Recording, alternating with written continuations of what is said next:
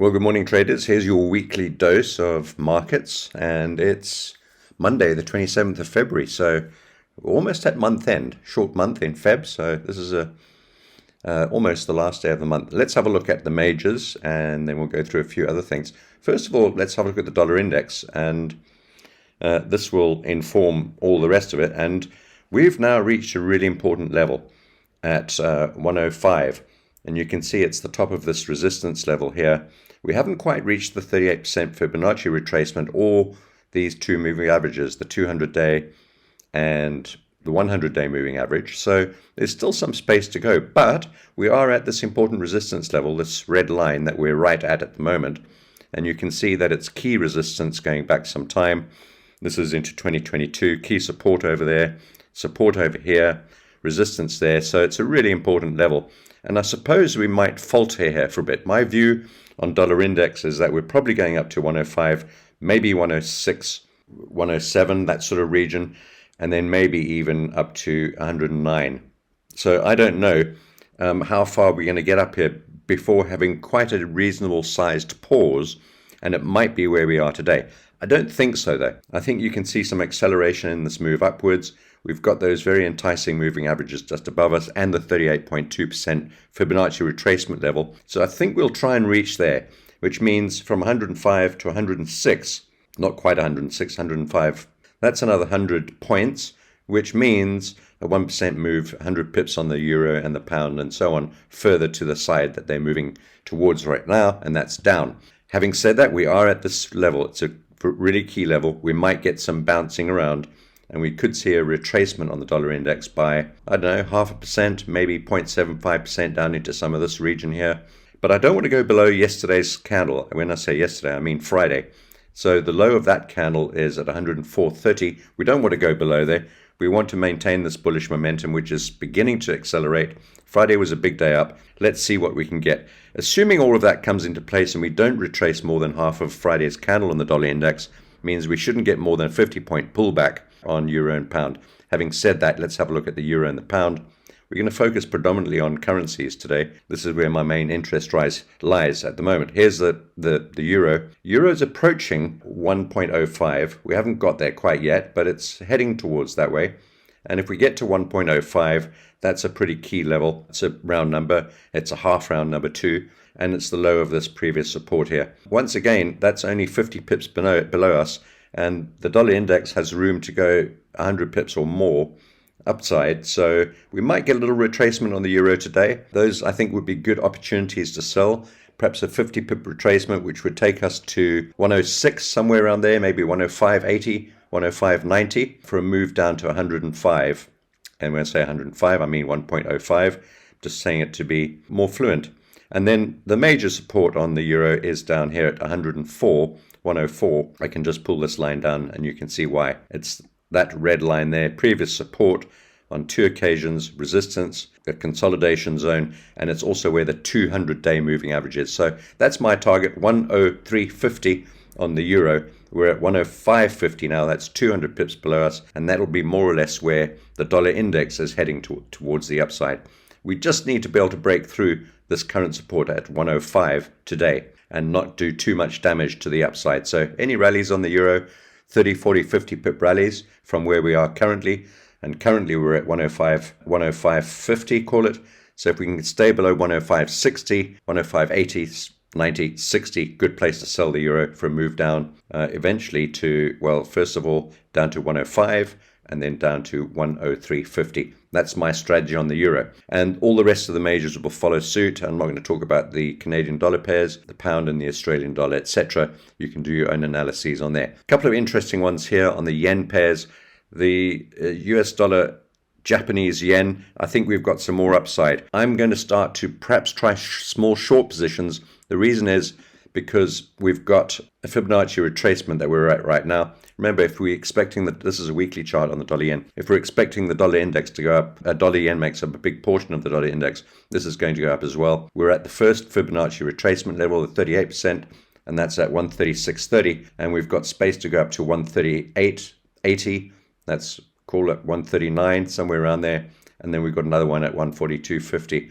and various levels in between. But that level above us, where that horizontal line is the key head and shoulders pattern. There's a tweet and a video on this somewhere. Go and find those if you want some more detail on it. But I think we could get up to 138.90, call it 139, maybe 140, and perhaps even 142.50, which is that 61.8. At the worst case scenario, we could get up to the 786%. No matter what happens, I'm going to be trying very small short positions here.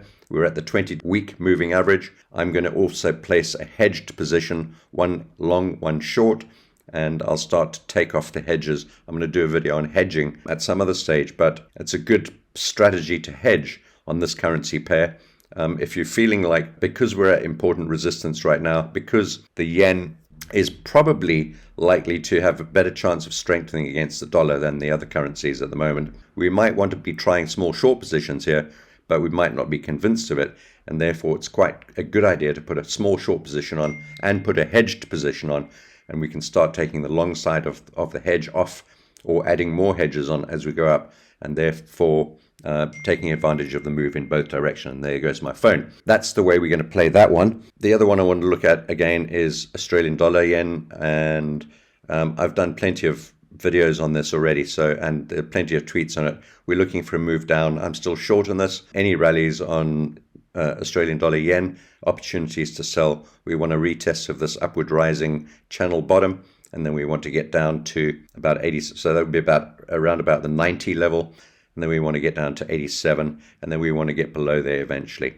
down into some of these lower regions, the nether regions of the Australian dollar, Japanese yen. So the strategy on there is short any rallies. If you're following me on Telegram, you'll know that we are always looking to sell Australian dollar yen, and we're going to renew those positions today if we get a little bounce a bit later on, which we haven't yet, but we might get a bit more bouncing around today up to 91.80, 91.90, maybe 92, perhaps even up to 92.50, maybe even 92.80.